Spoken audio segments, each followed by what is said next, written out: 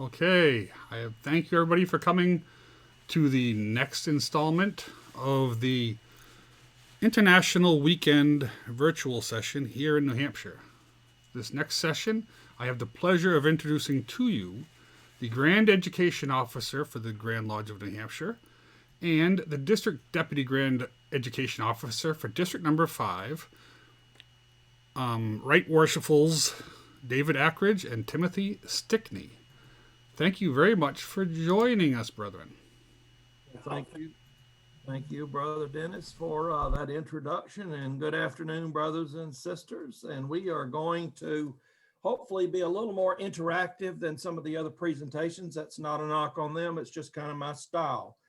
Um, um, Brother Tim Stickney and I work closely together, and we're going to have an interactive chat, but I hope that all of you, we will be monitoring the chat boxes, and there are a number of different directions that we can go because the puzzle is one that you define. We're going to attempt to do that, and so there will be some interchange between he and I. I've already been led to believe that I may have some out in the audience out there that we're definitely going to participate, but all are welcome. Brother Tim, you got any opening words you would like to make? Just good afternoon, brothers and sisters. When Dave first asked me to do this in Karen a month or so ago, I've been getting really excited for it. Masonry itself and just the topic of this discussion of putting all the pieces together, I think is going to be really interesting. And as Dave said, this is interactive. So if you just want an hour and a half of talking heads, you probably came to the wrong place. We want it to be interactive, but thank you. It's really looking forward to it. So I'm going to start this because I think when you talk about putting all the pieces together, certainly I've had an opportunity to listen to some of the other speakers, and I think there are some commonalities, and we're going to pick up on some of those puzzle pieces today to try to bring them together. But I think I would like to open because I think the commonality with Eastern Star to all of these other Masonic bodies rest with the founder of Eastern Star and certainly the author of the ritual, Dr. Rob Morris. So I thought that we would take a moment because he is and we may talk more about him as an individual, but as many of you may know, he was a poet. And I have a piece to kind of set the tone, which I think leads us into our discussion. So this is Leaning Toward Each Other by Dr. Rob Morris. The jolts of life are many as we dash along the track. The ways are rough and rugged, and our bones they sorely rack. We're tossed about, we're in and out. We make a mighty pother. Far less would be our payless if we would lean towards each other. Behold, that loving couple just mated for their life. What care they for the joltings, that happy man and wife? The cars may jump, their heads may bump and jostle one another. They only smile and try the while to lean towards each other. Woe to the luckless pilgrim who journeys all alone. How well said the wise King Solomon, 2 is better than 1. For when the ground's most rugged found and great the pale and pother, he cannot break the secret shake by leaning towards another. There's not 1 in 10,000 of all who cares we mourn, but what if 'twas divided might easily be born, if we'd but learn when fortunes turn to share them with a brother, I'll take a little license, or sister, who'd prove how good our brotherhood, sisterhood, by leaning towards each other. Then Masons, take my counsel, the landmarks teach you so. Share all of the joltings fairly, and down the track you go. Yes, give and take of every shake, with all the path and pother, and thus you'll prove your Mason's love by leaning toward each other. And I certainly think that that is representative of what we as a community of these bodies attempt to do. It was very interesting. I heard a question. I think it was brother Larry Gullett who mentioned it rhetorically on a piece earlier. Should the Eastern Star be open to others who do not have the necessary Masonic affiliation? And I won't go there either. But I certainly think that as it currently exists, we all have some Masonic affiliation, or we wouldn't be in the Order of Eastern Star. Brother Tim, you want to jump in here for just a bit? I'm going to monitor our chat room. Yeah, I actually found that poem you just read to be, pretty timely as far as leaning towards the other. Our two organizations over time have kind of operated in their own lane of travel. They really didn't cross over an awful lot. And one of the things that I was going to plan on talking about this afternoon is, the synergy between Freemasonry and the Order of the Eastern Star. We both have strengths. I can recall my time with the Pleiades chapter in Pittsfield, New Hampshire, and I was amazed at the amount of organization and structure in that chapter. The fact that they always had something planned and ongoing and some kind of mission to accomplish. That to me is just a strength that sometimes our lodges, Masonic lodges, could use. There's so much that could be shared between the two organizations, I think, together, that would benefit one over the other. I think it's always important when we're trying to put the pieces together, and I think it's important that we get to know each other. So I'm going to share, I've only been a Master Mason for 10 years, and literally for the first 8, my Masonic experience was really limited to my Blue Lodge. I had a grandfather and a great grandfather who were both Masons. And on the Eastern Star side of things, I had a great uncle on my mother's side of the family who was extremely active in Masonry. And I know that his wife, my great aunt, was extremely active in Eastern Star. And in fact, the emblem of the Eastern Star is on her gravestone. She did Rainbow. She had a daughter, and so my second cousin was in Rainbow, and there was this rich history there that I knew nothing about. And again, on my father's side, there weren't any Masons, but my grandmother had a half sister who was prominent in Eastern Star in Alabama. And I remember my grandmother, she was very old at the time, speaking of her sister getting ready for Grand Assembly in the new position that she would be assuming. And it was a big deal. And you might say, well, why is he telling me this? Well, it's pretty simple to me. I think it's part of connecting the puzzle pieces. And I believe, Tim, you have some Masonic history that you would like to share as well. I do. I've been a member of the fraternity probably a little bit longer than Dave has, but I think he has grown much more in the last 10 years than I have during my time. I've always amazed at how quick time speeds by.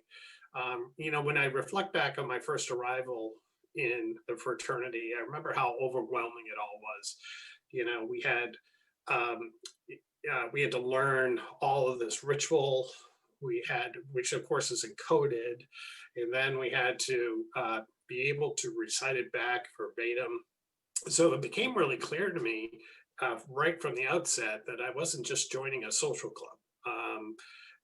I actually took my degree in the Moose Club once over in outside of Syracuse, New York, because they needed to bolster their numbers to meet their quota.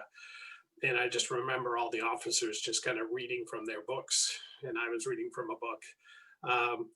It's not just a social club. I realized these people took pride in their history, they took their ritual extremely seriously, and I mean to the letter. Um, you know, we that's our passion.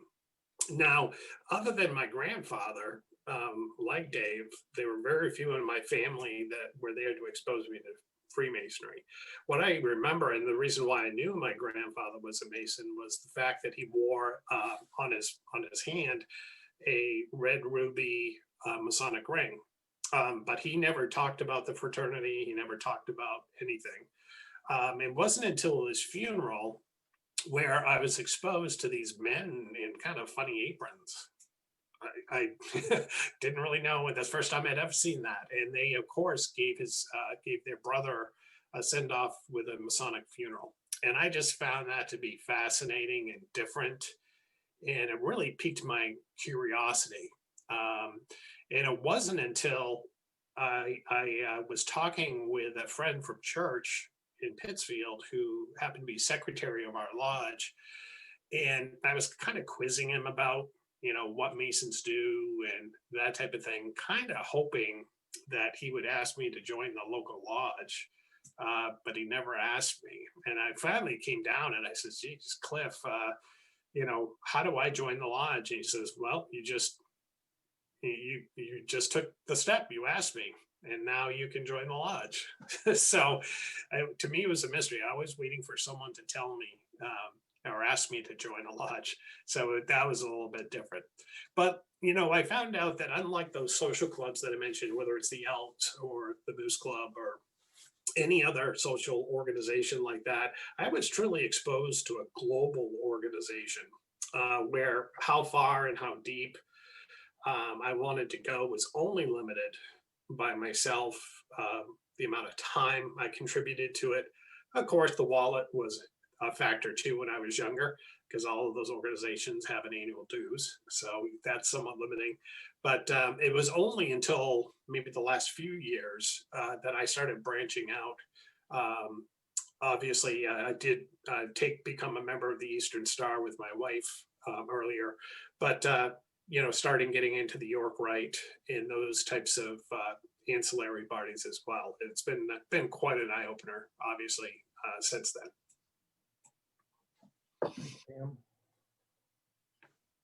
Okay.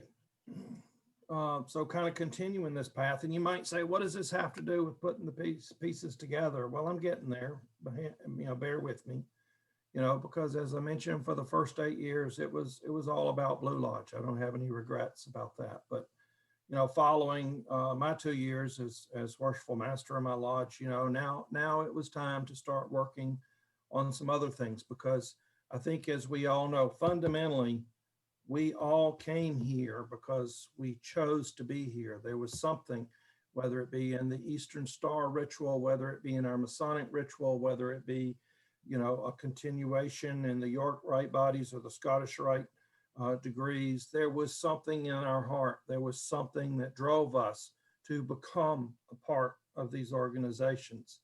And I know that in my particular case, there was an unfulfilled question, and I'd always been fascinated by York Rite Mason, and certainly heard of Scottish Rite Masonry. And I decided that I was going to do York Rite first. And coincidentally, I was going to be in Portsmouth to do one of the commandery orders, and I'm talking to one of my fellow at the time, Moses Paul Lodge brethren, and I say, I'm going to be in Portsmouth. I'm doing this commandery degree in Portsmouth at 10 a.m. on such and such a day. He said, "No, you're not. That's when we do the Scottish Rite reunion." I said, "Well, I don't know. I'm just telling you what they told me." So to make a long story short, I was going to be in Portsmouth anyway, and I put in my Scottish Rite petition. And that morning, I started my Scottish Rite journey, and I continued York Rite that afternoon. And so all of a sudden, in the space of roughly 15 months, I found myself involved in these other two bodies.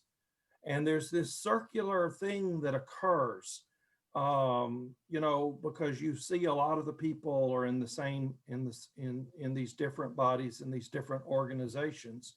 And so it becomes very circular. And Um, so we and then I was also doing the whole shrine fezzing and whatnot. So I now had all of these things done, and quite frankly, it was overload on all fronts. And there really is a theme developing here. So I think and I think this is one of the things that connects, and it's one of the central themes of what we're talking about here today in connecting all of these pieces. Oftentimes there's competition. We need a patron over here in Eastern Star, and we need you here every time, and this, that, and the other. And York Rite needs this, and Scottish Rite needs this, and your Blue Lodge needs this. Well, guess what? We have to learn to do them all and do them all well. And I know on Jamie Barr's presentation, which I was in for part of that, he was talking about developing programs and doing them well. And I think that, as we look at all of these organizations that we have that are so interrelated in terms of people, whether they be our wives, our daughters in Rainbow, our sons in Demolite, and the events that they have, we have to, when I say reinvent, we're not really reinventing. We just have to adapt, much like we have during COVID. What an astounding change has occurred in all of our organizations because of COVID. But adapt we did, and we did it very quickly. But I think the one thing that fundamentally and foundationally, whether we're Eastern Star or Blue Lodge or York Rite or Scottish Rite or Shrine, all are rooted in the universal principles that are demonstrated in Freemasonry. And quite frankly, we're rooted in the universal principles that existed well before the advent of organized Freemasonry. Because as we all know, at its center is a belief in a supreme being, a monotheistic supreme being. As I mentioned earlier, it's from that we were called in our heart to seek something spiritually that is greater than we understand, or quite frankly, that we can gather in these other organizations. But we come here for ourselves, but also collectively. In the Rob Morris poem that I just read, it was about leaning on each other, because when we come together like this, and while our journeys are certainly individual, then we gather with those that are on a similar quest. And I think in that, we hasten the journey. Brother Tim, you want to jump in here? Yeah, I think you really touched on something that I think is really important and worth focusing in on a little bit more. I think all of our organizations and the appendant bodies really have one fundamental mission, and that is essentially making our members better and contributing to something much larger than ourselves. Senator John McCain, former POW, of course, is quoted as saying, "Nothing in life is more liberating than to fight for a cause that is larger than yourself." And I think that's probably true now more than any time ever. I mentioned a few minutes ago how I think historically I've always viewed Eastern Star, Blue Lodge Masonry, and the other appendant bodies traveling on their own lane and not really straying out of that lane an awful lot. I think now we're standing on a point of time where the relevance of our organizations can make a significant impact to society. The difficulty I see is fighting for relevancy today, not only in Blue Lodge, but Star and on our other organizations. So, right now we're fighting that relevancy on our separate fronts.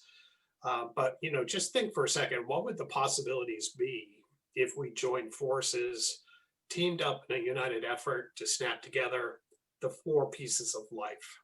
Now, I'm not talking about life in general. I'm using it as an acronym, which life in my dictionary stands for leadership, inspiration, fellowship, and education. So let's start with the third letter of life, F, stands for fellowship. Fellowship is the very foundation of our organizations. Good fellowship directly impacts our happiness and our effectiveness. Studies show that groups of friends consistently outperform groups of acquaintances in both decision making and achievement of their goals. Fellowship allows us to develop and practice trust and respect between and among each other. The second letter of life is I, for inspiration. The word inspire itself means to breathe life into, to fill someone with the urge or ability to do or feel something. As leaders, we need to inspire the good within the good person, the good that is yearning to rise up and flow out to each of us. The fourth letter of life is E, or for education. We must understand that we learn the fundamentals of our organizations through instruction. These fundamentals are enhanced by time and experience, but education draws out that which is within you, your drive, desire, innate knowledge, passion, persistence, talents, and understanding.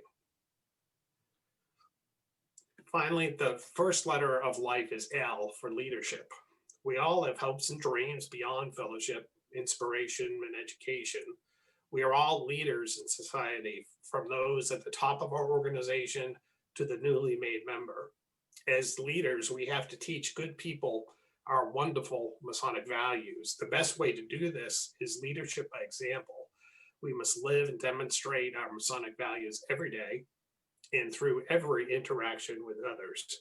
We have the power to lead our organizations to rise to become the emblem of inspiration and education. Our organizations are special because of our love, respect, and honor for true inspirational education, dedicated to bringing out the best in ourselves and our fellow members. So I really think we're at that time in our history where, putting efforts together, working between Order of the Eastern Star and the Blue Lodges to make things happen is critically important and something that we really need to focus on, I believe, in the years to come. Dave? Yep, a couple of things, because I said we were going to be monitoring the chat room, and I want to share that Sister Shelley Gullett mentioned, to coin a statement from a past-worthy Grand Mason, we are good people doing good things. And Sister Deb Buxton says, for good reasons and having fun. And then Tim, this is a question for both of us from, I'll probably murder the pronunciation of this name, Sister Busy Herbolsheimer.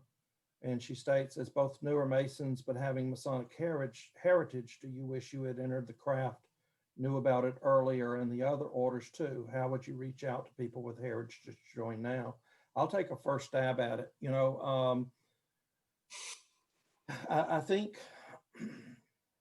certainly I've had times where I wish that I had done it earlier, but when I reflect on it, that was not the time in my life to do it. I really, certainly you always can kind of second guess, but I think I did it at the time that was right for me. I did it at the time when I knew that I could fully engage, and that some of the other things that we do in life, my kids were essentially grown and out of the house and very involved in their lives. So I don't think I do. And, and as to the other orders, no, I don't think so. I consciously, I certainly knew that I could go Scottish Rite or York Rite almost from the time that I was raised as a Master Mason. So I have to say that was an absolute conscious decision, because it is a journey, and while some people choose to do it differently, and I respect that, I absolutely think this is right for me. And then I'll take a stab. How would you reach out to people with heritage to join now? Well, first, as Master Masons, we never ask people to join, but I always say that, it's very interesting. I'll give you an example. We were doing a Masonic funeral for a past master of our lodge. He had not been active and he had been infirm, but nevertheless, we gave him a really nice funeral. and there was a young man and either his girlfriend or his wife, I'm not sure which, but I walked up to him after. I said, "You must be the grandson." And he said, "Yes, I am." And we were able to engage in a conversation. And so while I've never asked him, we were able to set the environment, if you will, in talking about, his grandfather and the Masonic experience, to set an expectation, an invitation, if you will, for him to ask, but we don't ask. And sometimes I've been that blunt. We can't ask you. You have to ask us. But I'm certainly happy to answer any questions. Tim, you want to respond to that? Yeah, I would say, I joined Freemasonry when I was younger. I think I was maybe 27 when I did that. And I was shaking my head Dave, when you were giving your answer, because coming in younger, it was tough financially to have two kids at home and the responsibilities of trying to build a career and at the same time give your heart to something. I think part of that explains why only now have I started branching out into the other appended orders of the organization, because doing that as a young person has its challenges. But now, as you said, kids are grown. You really can start to roll up your sleeves and dig into these groups. But I would say, in answer to the second question, I just really think talking about your experience in Eastern Star, talking about your experience, the fun that you have, the friendships that you've made, and help them to understand that these organizations are not about just coming to a meeting, hearing the minutes, paying the bills, and then closing things. There's a lot of stuff that goes on. There's a lot of stuff that I think people today are just really yearning for, whether it's the history of our organizations, whether it's the self-development. There's a lot of hands-off in society nowadays. Even the millennials, I'm finding, are doing a lot of research about our organizations. And I think the more we talk about them, unlike my grandfather, when I said originally, he never spoke about Masonry. But I think if he had, it would have given me an opportunity to ask questions about, what it is and what you do and how it's organized. I probably would have joined younger, just because I felt that attachment, that need to belong to something like these organizations. And I think the other thing, and one of the things that I find particularly among some of our younger Masons, is exactly that, Tim. How do I balance that? Because, I think often, whether it's us or whether it's another organization that they're a part of, sometimes, and it goes back to a statement I made earlier about competing for their time. No, we have to accept that the world has changed. We can harken back to 40 years ago, 50 years ago, when life was a little simpler. You had the dad who went to work and lodge night was on Tuesday night or whatever it was, and mom may be involved in Eastern Star, and the son may be in DeMolay, and the daughter was in Rainbow, and all of a sudden you had all of these Masonic bodies that were interacting as a family. And we've certainly seen our world change. We've certainly seen the role of, the stay-at-home mom is I don't want to say it's no more, but it doesn't happen as much. They have to work, and you have all of these choices that have to occur. So we have to figure out how to adapt. And I think we can.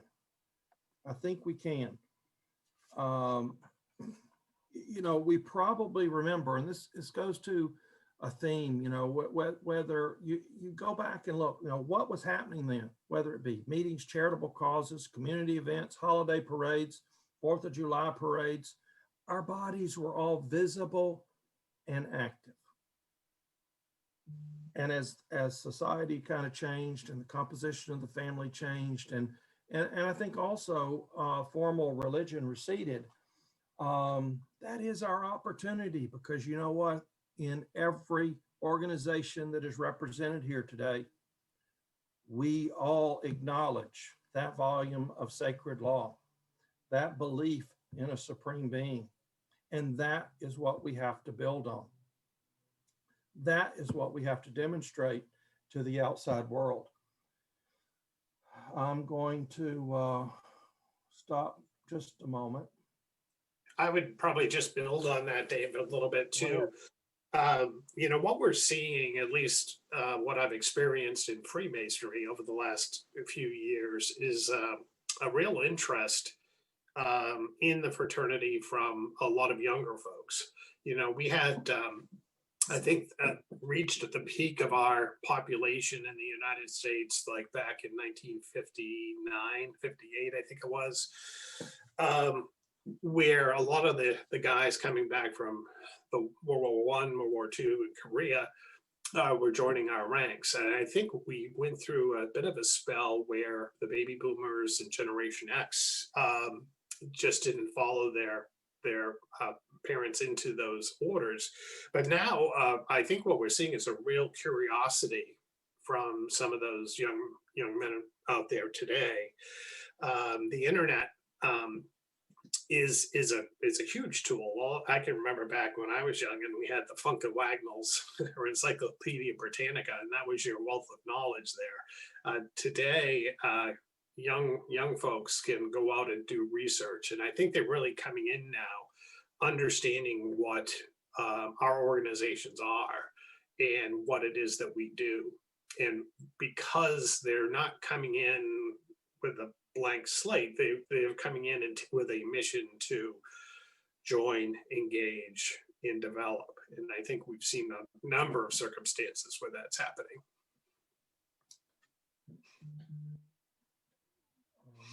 I just want to share that Sister Joan Smith, as supreme in Rainbow, I encourage but do not force, meaning recruiting for Rainbow, as it needs to be something the girls wish to live for. If it's not a way of life they are ready for, they will not stay. And that is certainly true, which comes back to, you know, there was this, Jamie Barr in his presentation talked about recruitment versus attraction. And you know what? He's exactly right. It has to be attraction. It has to be that we are able to demonstrate in the way we live our lives, in the functions that we put on, the environment that we provide, the quality of the events that occur when we are together. And you know, oftentimes we can go back and we can look in our secretary's records, and we may have photo albums of 30 years ago, 40 years ago, 50 years ago, all of these elaborate things. And I kind of go on a rant because, you know, I don't want to say times were different. And some may say, well, that's just depressing. You know, we're on this downward turn. No, we're not. And I think it has shown that when we return to our roots, when we are who we are, when we do good ritual, when we seek to talk with each other about what that means and bring that meaning, then really amazing things can happen. And yes, we do charity, and yes, we do community service, and yes, we do all of those things, but fundamentally, it has to be from within. It has to be the shared ritual that we all have. It has to be the discussion and the understanding as we embark on our individual journeys collectively, with whatever our chapter journey or our lodge journey or whatever journey that we're on. And in the way that it's, you know, we don't want to go out and recruit members. We obviously want members to come and want to be a part of the organization, but really I think the important part of this is to open up about your own experiences, whether it's through Order of the Eastern Star, whether it's through Blue Lodge or any other Masonic organization. You really have to tell your story and let them know what it means to you, because that's going to pique their curiosity, and that's going to pique their interest. And I go back to that, first Masonic funeral of my grandfather, where ever since then I've wanted to join the fraternity, but never did, only because I was waiting for someone to ask me. I never knew it had to be the other way around. Otherwise, I probably would have been in 5 or 10 years earlier. Well, I think, and you mentioned that funeral because it goes to visibility in our community. And if you look, when do we have an opportunity for visibility? We certainly have visibility when we're doing community service, whether we're offering breakfasts or whether we're making donations or whether we're working with a community service organization and supporting them. We certainly are able to demonstrate that when we have a funeral, and that is a visible thing. If you were to ask the average layperson who knows nothing about what a Mason is, they're probably going to say they're the dudes that do the cornerstone, and they probably know that George Washington was probably a Mason, and they may have seen that Masonic funeral. So those are our opportunities to demonstrate to our community and to our world the respect and esteem when we're doing a funeral, the involvement in being a fabric of the community when we choose to do a cornerstone ceremony, or when we're interacting with the various communities as we do some of our community service and some of our charity work, which we all do. Let's see. So I did just have our brother Busby, who happens to be the Grand Lecturer of the Grand Lodge of New Hampshire, and my dear friend and brother, who just was gigging me on the fact that I mentioned good ritual. And for those not in the loop, at the recent LOI series, he and I engaged in a spirited and friendly debate on the symbiotic relationship between ritual and Masonic education. So he's having a little fun today, and that's okay, Brother Busby, I love you. So I don't want to be depressing, because I think that the path forward is really easier than we think. And I think there are many on here today who have, it's amazing when we are willing to try new things. Certainly COVID required us to do some new things, and certainly today's event is a demonstration of that, and many of the virtual type offerings that we've been creative of since roughly mid-March. And so we can do this, but you know what, there are other ways too. And I know that Brother Dennis Tuttle and many of us who, particularly over in District 5 on the Mason side, a simple concept that was started at Moses Paul Lodge probably 5 years ago, where we decided that we were going to gather outside of the lodge. We were going to make it inclusive of wives and kids, friends even, and that we were going to go somewhere where nobody had to prepare the meal, nobody had to clean the kitchen, and we were just going to go enjoy being with each other. It took a while, but you know what?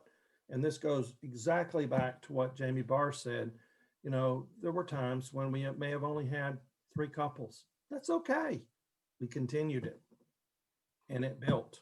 And then certainly Dennis or Karen Tuttle could make mention. We was always open to people outside of Moses Paul Lodge, and we had some guests from time to time, and guess what? They enjoyed it. Well, about 1.5 years ago, we took that and made that a district initiative. Well, today, and this I think goes to the power of bringing all of our bodies together, because as we've talked about, You know, we do have this shared heritage. We do have the shared knowledge of a universal belief in this supreme being. And you know what? Our dine-arounds in District 5 regularly average 30, even post-COVID. You know, because again, we adapted. Dine around, yes, we can do that. We'll be outside, but we'll do that. And who is it made up of? Well, it's Masons, it's Eastern Star,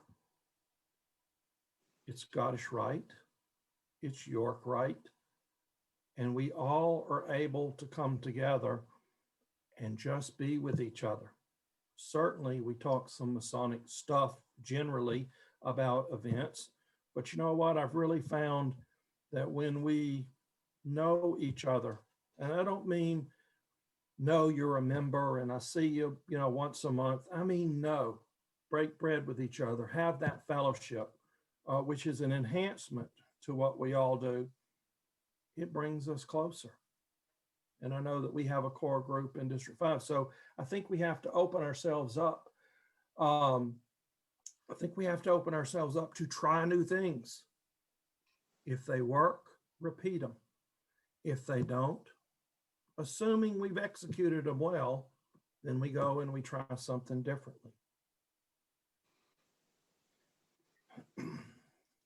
Yeah, I'd really like to see an opportunity for our organizations to cross-pollinate, so to speak, in social settings. Certainly, you know, we've got the, you know, East Star will come in and help serve our meal or whatever the case might be, or whether it's Rainbow or anybody else.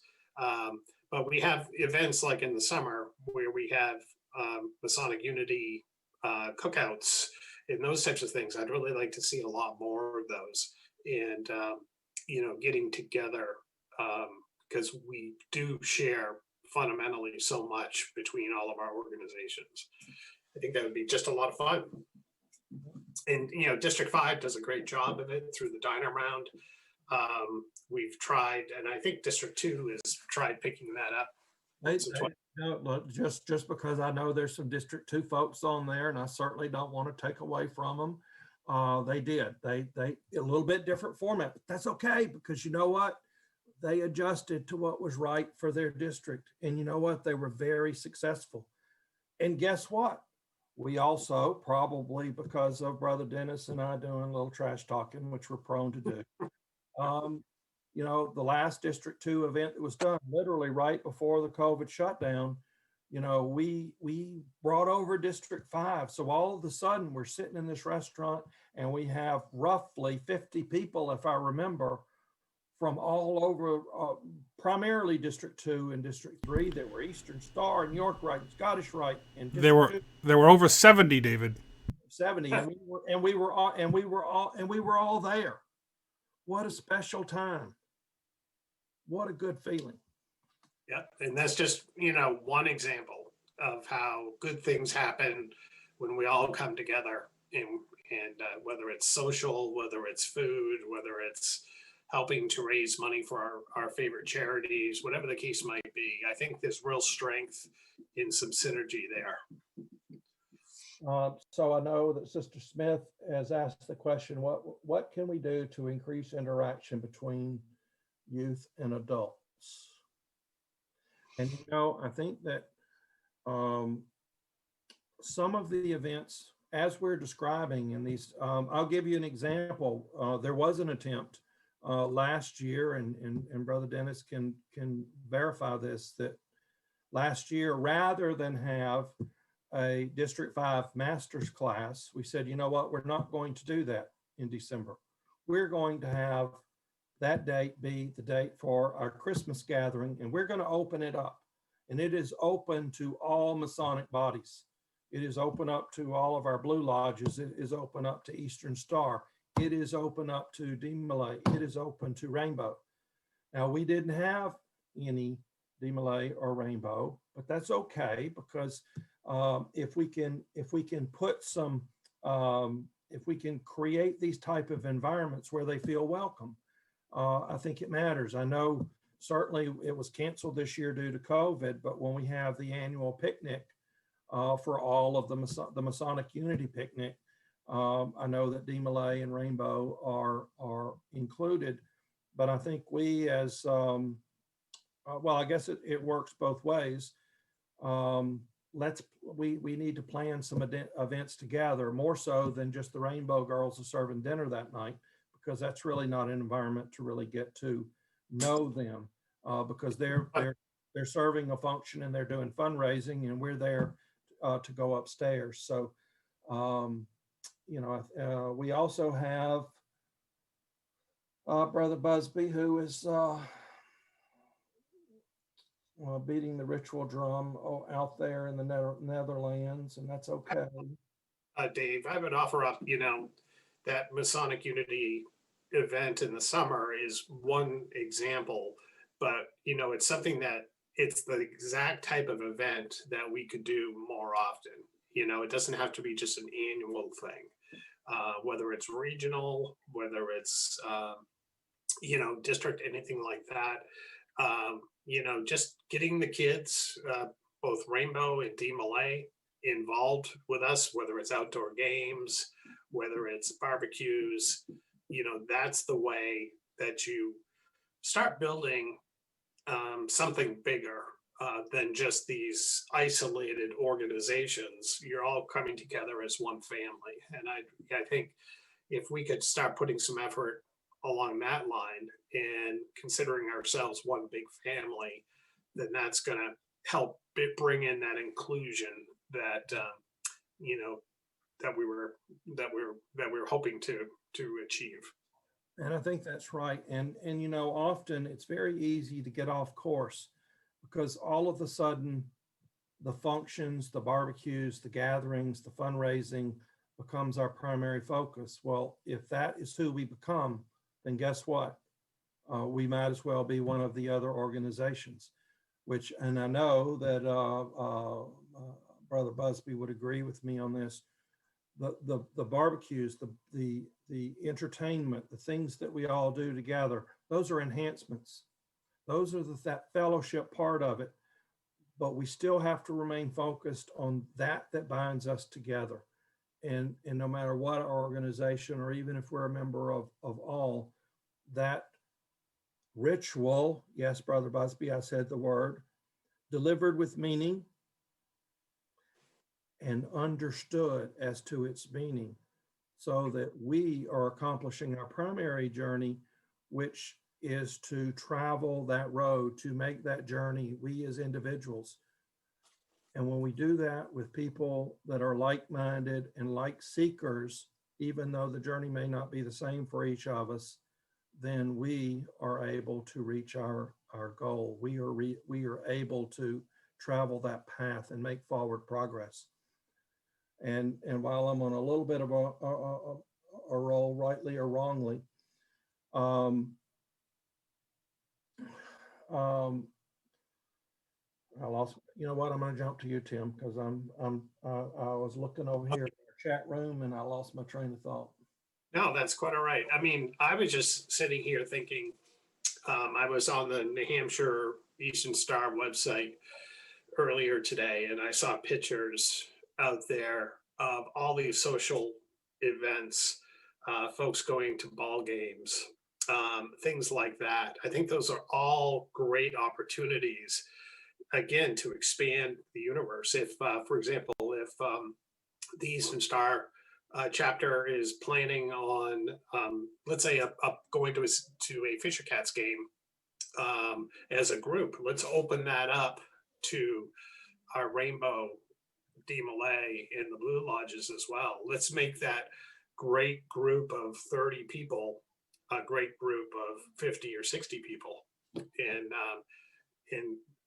as it goes back to what I said originally, which was when I went to an Eastern Star meeting, what I saw was a group of women who were very clear on what they wanted to do and what they wanted to tackle next. And they were very strategic and tactical about it.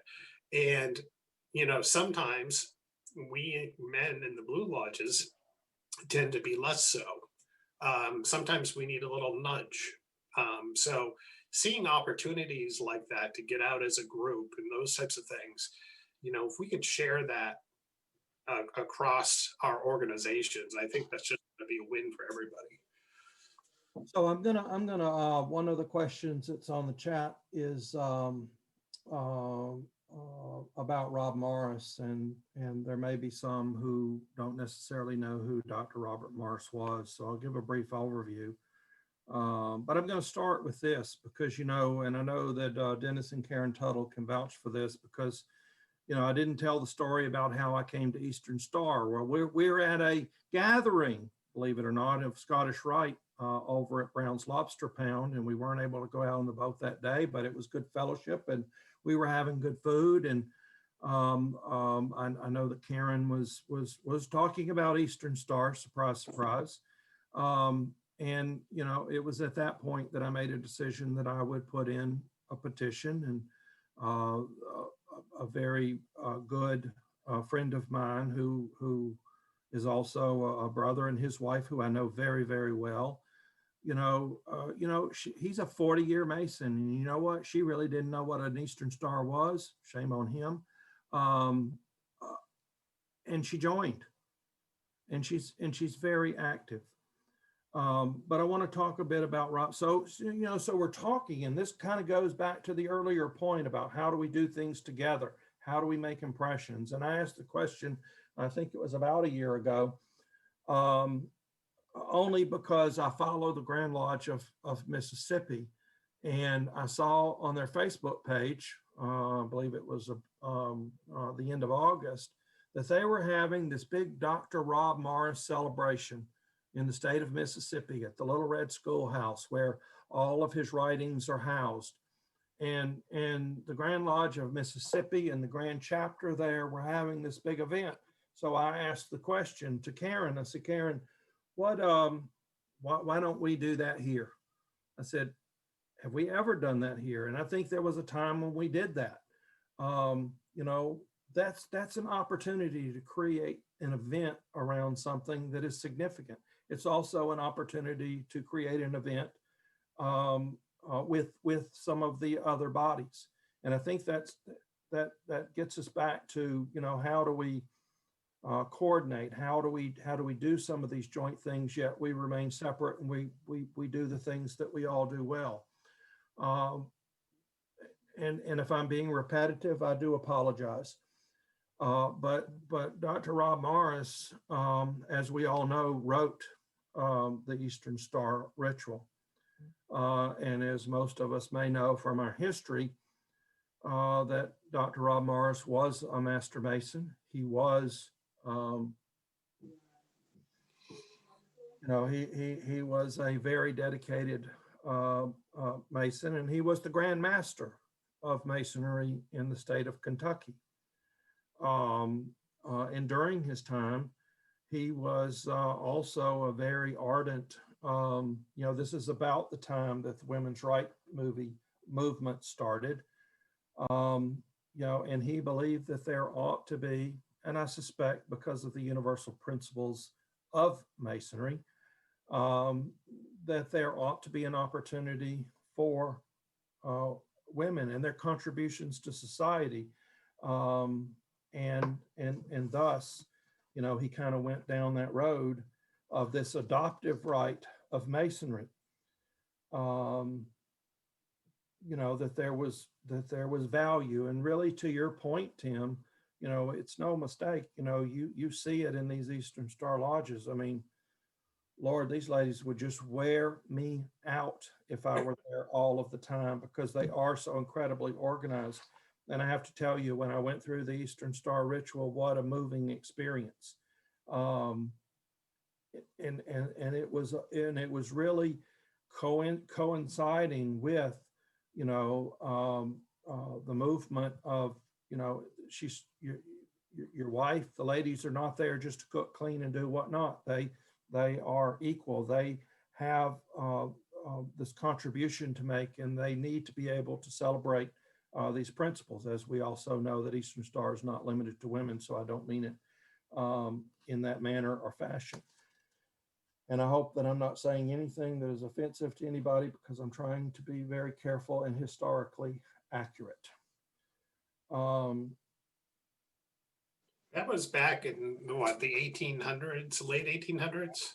That was back in that was back in the 1850s. Yes. Oh, Yes. yeah. Yeah. You know, he actually published a Declaration of Sentiments in 1848, as one might expect.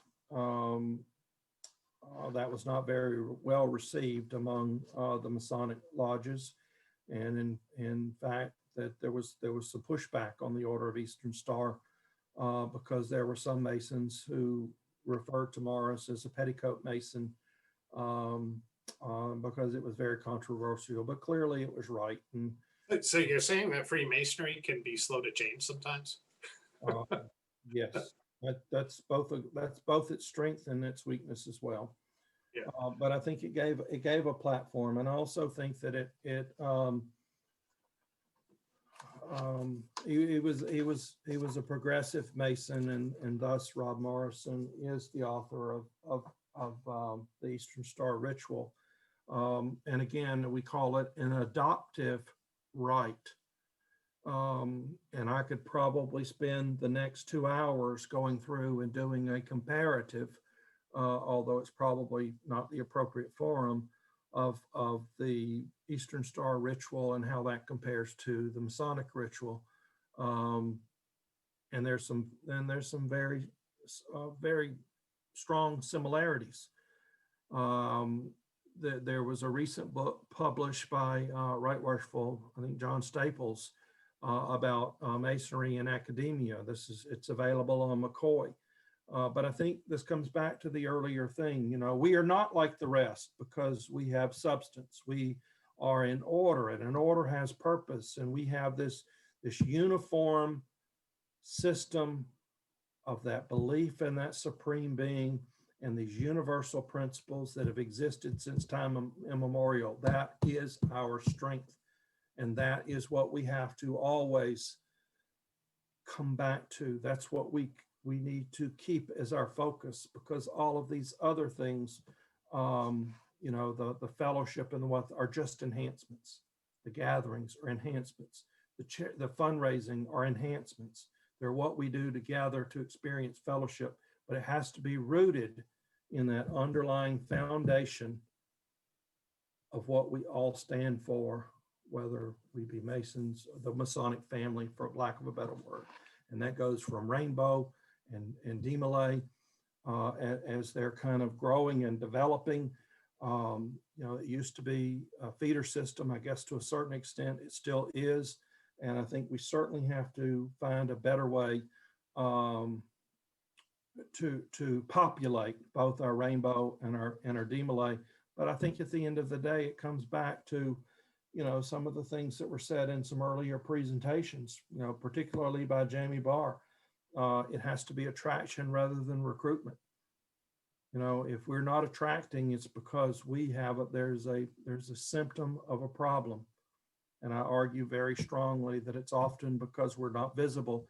It's often because we get away from our foundation. Now I'm preaching, and I will shut up for a second. Let me see what's in the chat room. You sound like a Alabama minister down there. The only problem with, I guess I could set up a PayPal account to pass the collection plate, but I won't do that.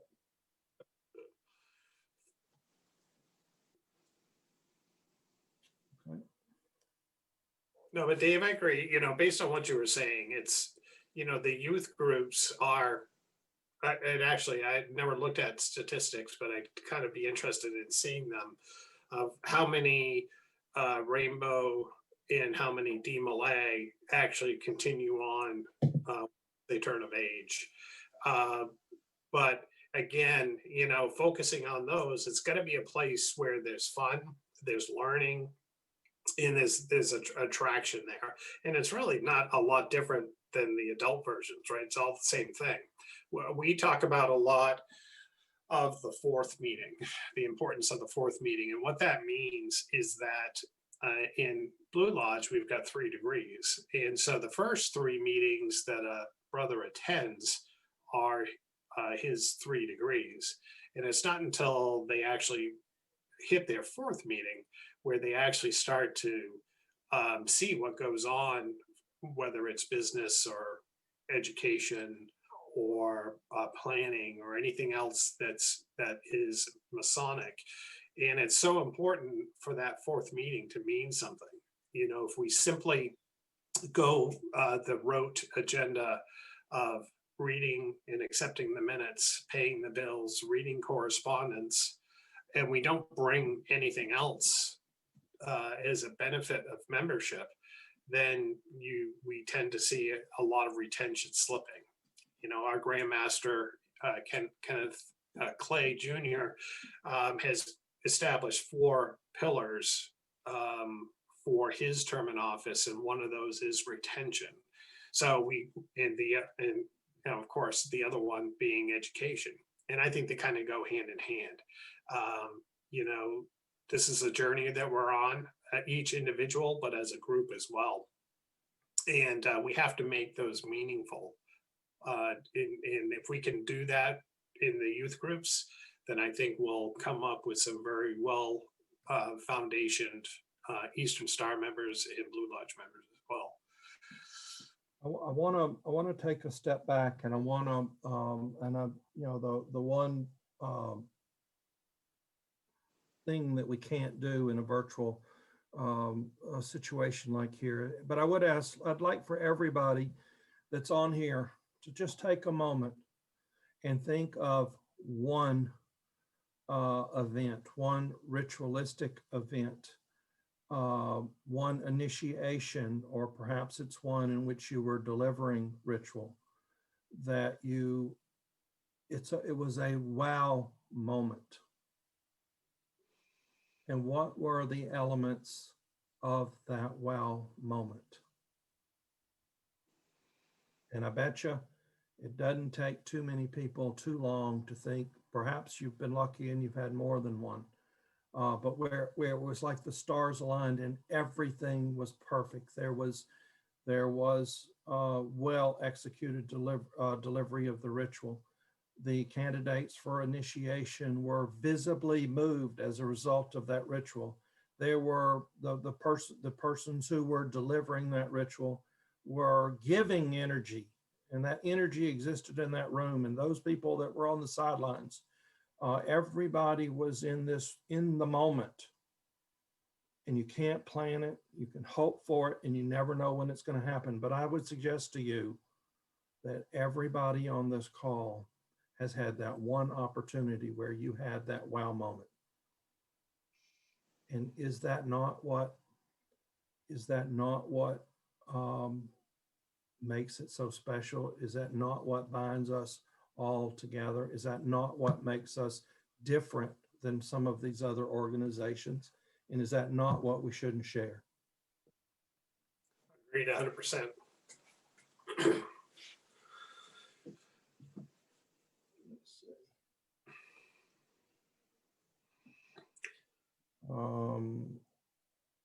Sister Sharon Bush is coming back to the Masonic funeral service at the graveside and the many compliments. And I think that goes back to, you know, an opportunity to be visible in the community. And listen, you know, who is that funeral for? It is certainly the memory of our dear departed brother or sister, but that person is gone. But when we were able to hopefully bring comfort to the family and deliver a message that is appropriate and ritualistic, that gives us an opportunity. When they hear us speak of this departed brother or sister, you know, with esteem and what the loss means to us, that demonstrates to the world that we value each and every person that is a member of our chapters or our order or our fraternity or whatever the case may be. And I can tell you that certainly in my home lodge, The Grand Lodge of New Hampshire has a suggested ritual. There's a short form and there's a long form. And there's also opportunities, whether it be eulogy or whatnot, to customize it, if you will. And we have done so. And I will share with you that one of the pieces that we do, which I think is a tie to Eastern Star as well, as I believe one of your stars, Martha, is represented by the broken column, and which represents the uncertainties of life. And on my Federal Lodge side, we've actually pieced together some pieces. They're not original for me by any means, but to give aid and comfort to the widow of a Master Mason, in that we do a broken column pin and we do a ceremony which elaborates on the meaning, the loss, and I won't go into it here because it's probably a whole separate topic, but there's a significance to the broken column, and it means that there has been a loss to our community, our fraternity, our chapter, our order, whatever the case may be.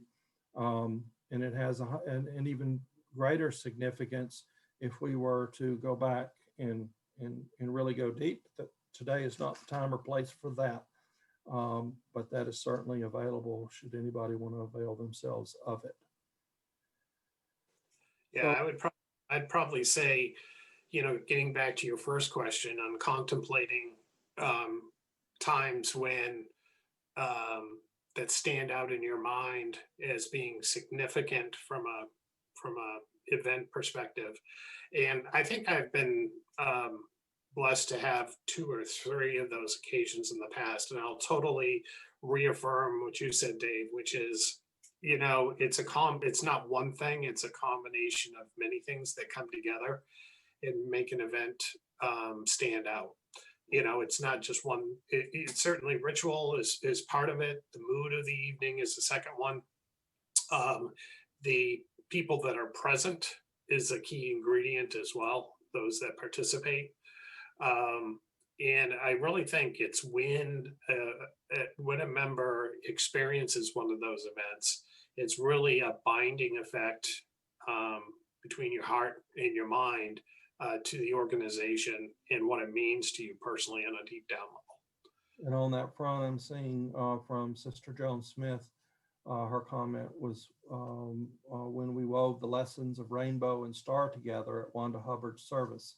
It meant so much to the family and many OES and Rainbow in attendance. Yeah, agreed. I think this is going back to the question that I asked relative to that event, that time, that it's so special that sometimes it just happens. Sometimes it's what I call check the box. We did it. Da, da, da, da, da. We should endeavor never to have that. No, we should endeavor never to have that. Yeah, exactly.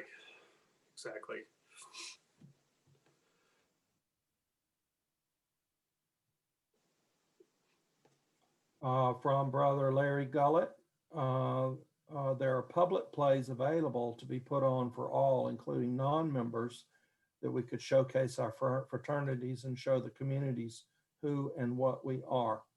And Brother Gullett, I know that we've had some discussions from some of the Scottish Rite things that you initiated from some of the degrees that were virtual and some of the discussion groups that you put together. And I know that we've talked about, perhaps having, some central weekends in the public plays,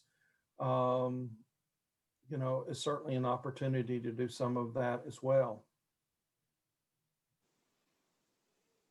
Yeah, I think there's opportunity. I actually was thinking of that just a few minutes ago, that, between the plays and those other things, there's also things that we can, think about doing together, perhaps once the COVID events COVID issues have been resolved at some point. One of, I think it was the lodge in Rochester that took a group bus down to Boston, for example, and saw a number of Masonic sites there. you know, No, going. that was Moses Paul, and I was on that bus. But I heard that, and it was really intriguing. I thought, just to get away, it's a good day trip, because there's so much history 75 miles to the south of New Hampshire. Um, there's also longer trips that could be considered too. I've heard that the Eastern Star headquarters is quite the building as well down in DC. That I'm not sure if a lot of people have had a chance to go to. And of course, right down in DC is the National Masonic Memorial. I'm probably massacring the name of that building. It's in Arlington, Virginia. But I did have the honor of going through and touring that facility. And they did a really nice job of tying together all of the appendant bodies within that building. So wings on the Eastern Star and all the other organizations plus the history. And I believe actually a lot of the granite for that building actually came from New Hampshire, believe it or not, So, as well. so Tim, the Eastern Star building that is part of this weekend. They're actually doing a virtual tour to Really? block. And you know what? I'm always listen, when we come together as a group, there's just so much that you can learn. And I didn't know this. And Karen Tuttle mentions a lot of Masons do not know that a Rainbow Girl receives a lambskin apron when they join Rainbow. Didn't know that. No, I did not. Me either. That's interesting. Yeah. And we also have many that are sharing their favorite pieces of ritual or certain events. So that certainly resonated. And I think that when we get frustrated, when we say it's too much, when we are perhaps too aggressive in our plans, and I think this goes back to an earlier topic from Jamie Barr in the calendar, and even to a certain extent, Stu Aronson's presentation. What we plan to do, let's do well. Let's don't try to do more than we're capable of doing.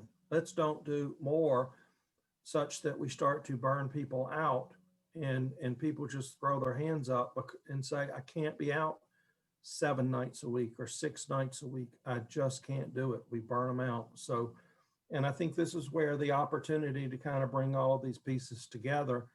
And you know what? I think, I don't know. I'd be curious to how y'all see it, but I really do think that some of that is starting to happen. Not out of necessity, because we could just go our own way, but I think we're starting to see, that we can look at things differently, that we can plan differently, that we can consider new things, that we can bring some of the old stuff back, but we have to be judicious in making sure that we're not doing too much. But what we do, we should always do well. Agreed. It's well said.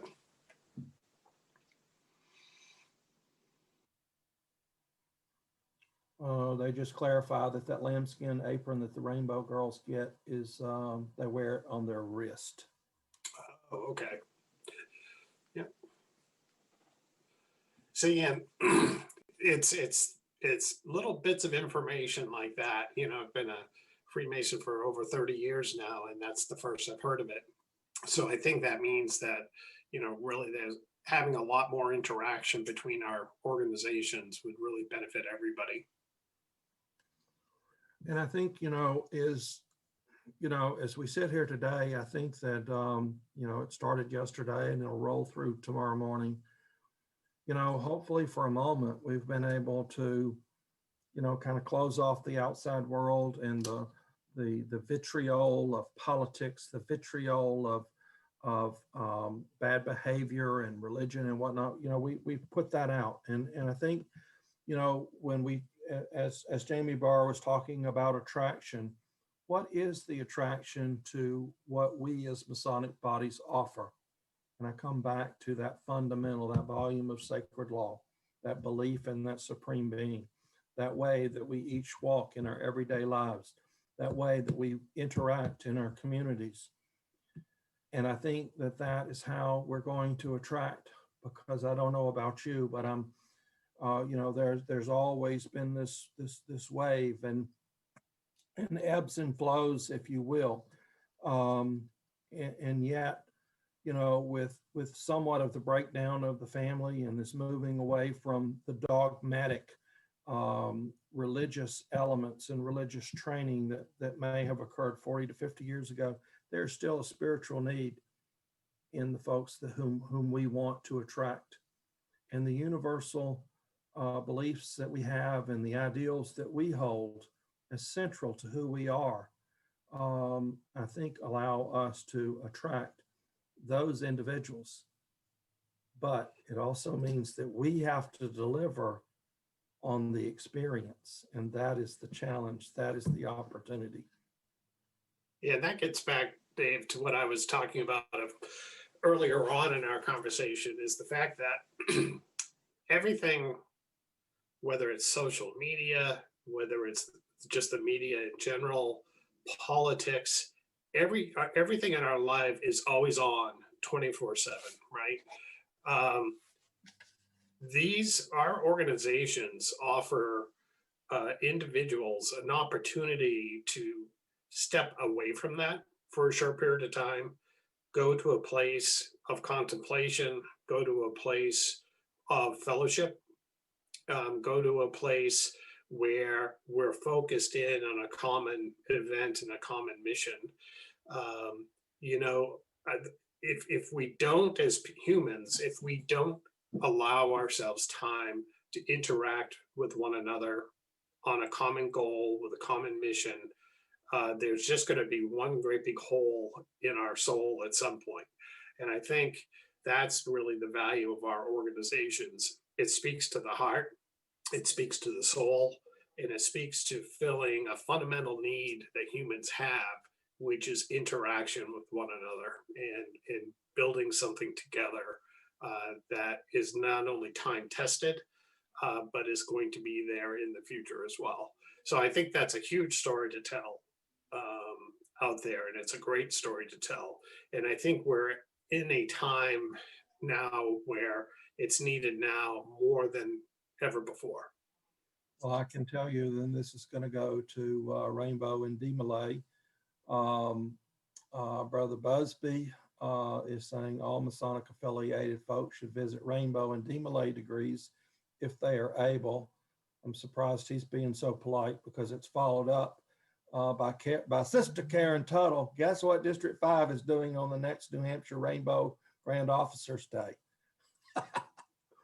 But I think that kind of leads into the next thing, which is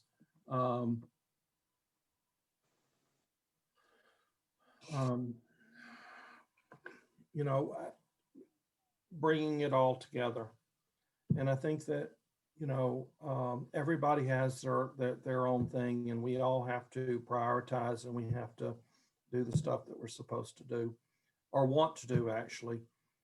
And I find it, I talked about some of these other affiliations, and, what is my commitment to York Rite? I'm going to go on the first Tuesday of the month because that's when we meet, and I don't want to be just a card carrying York Rite member. I want to do what I can do. And as to the Scottish Rite, as I know that Brother Gullett can attest to, I won't be there every time the door opens, because my first responsibility and obligation is to my responsibility in the Grand Lodge of New Hampshire. But as he knows, and he has kindly offered and allowed me to make contributions to Scottish Rite in some of the discussion groups that we've had, because that is something that I can do, and I can do in this environment. And I thank him for that. And I think that comes down to is that we can do more, but we have to, talk about the how. We don't want to compete with each other. We need those strength in numbers.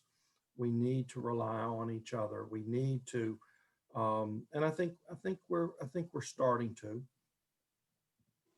And I think we've got to get it. Well, this is the way they've always been done. Well, if COVID has taught us one thing, is that we can make changes quickly, and it can be effective, and it doesn't have to be um, because it was imposed on us.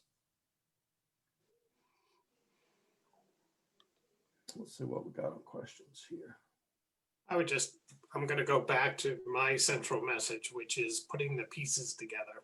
And to me, the pieces of the puzzle are made up of four major pieces. And as I said, we'll get back to that definition of life: leadership, inspiration, fellowship, and education. And I think if we can put those four pieces of the puzzle together in one place, we're going to be a successful, relevant organizations going forward.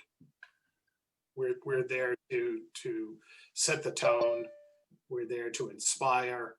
We're there to share with one another, and we're there to learn about our craft. And I also see time and time again, and this is kind of bringing this to a close, and we'll have some questions here. But I think in short, we're stronger together than we are apart. We can do this. You know, we often get caught up: if we had more money, we could do this. If we had more members, we could do that. Stop it. Just stop it. You know what? If COVID has taught us anything, it's that we can adapt and overcome. And as we plan for the coming year and years, you know, wouldn't it be powerful if everything that we did was exceptionally well done? And doesn't that also suggest that we should only do those things that we can do exceptionally well? Doesn't mean that we can't endeavor to get better. And doesn't that allow us to keep the burnout down?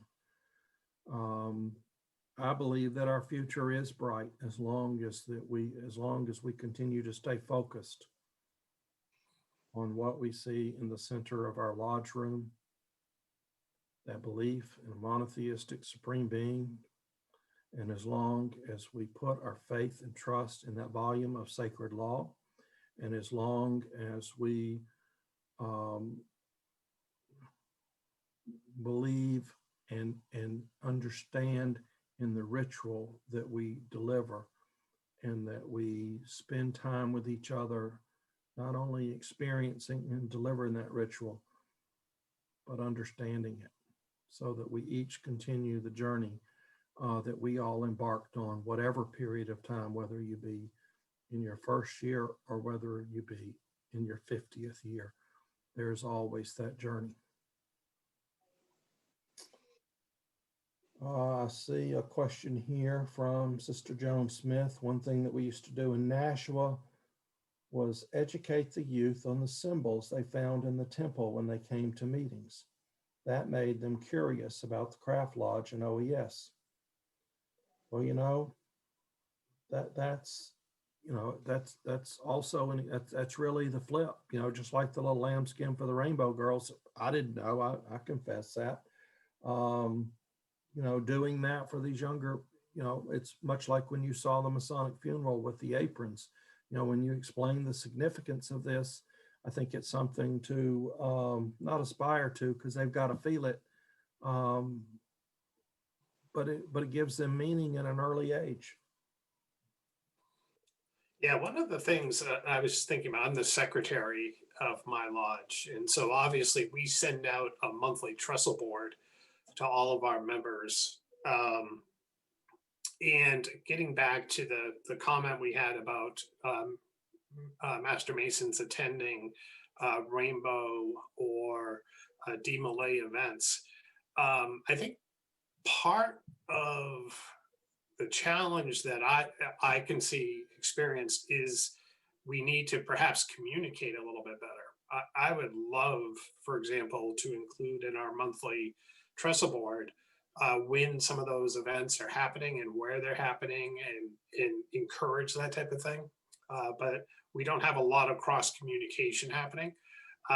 So, you know, it might be worth, you know, using our Grand Lodge office as a central dispersion point, where news of events and activities can then get distributed out to the secretaries of the various Blue Lodge lodges, and communicate it out to the general membership, because I'd really like to see that too, and I'd love to attend some of them. And I think increasing cross communication between organizations would go a long way. And I also know that brother and sister Shelley Gullett, Larry Gullett and sister Shelley Gullett, are both talking about relative to assigning a Masonic grandfather to answer any questions the girls have is also a plus. Yeah. Don't forget the OES grandmother for the pledges and the Rainbow Girls. Mentorship. Yep, that's exactly what it is.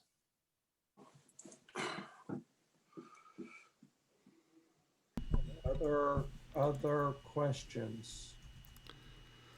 Okay, David, I know you very well, and I know you will go on all night long.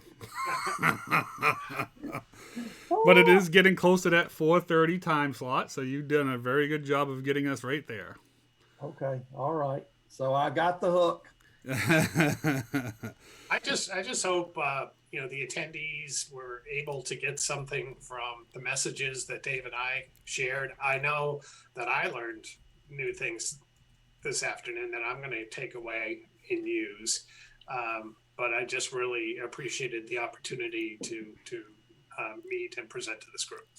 And I'll make one final statement, and I know that Dennis has heard this before, and I think it goes, Dennis, you're going to be sending out evaluations, questionnaires on this weekend and these events. Yes.